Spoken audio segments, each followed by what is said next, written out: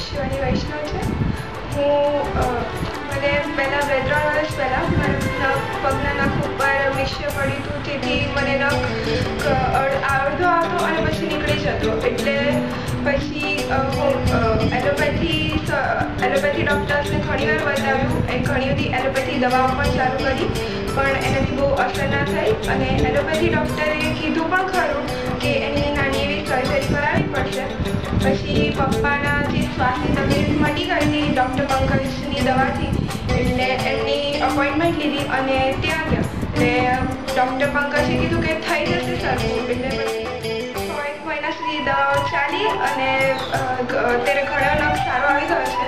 આ માટે હું ડૉક્ટર પંકજ દરજીનો ખૂબ આભાર માનું છું અને મારા ફ્રેન્ડ્સને એમને પણ સમજાવું છું કે હોમિયોપેથી દવા ખાઈ।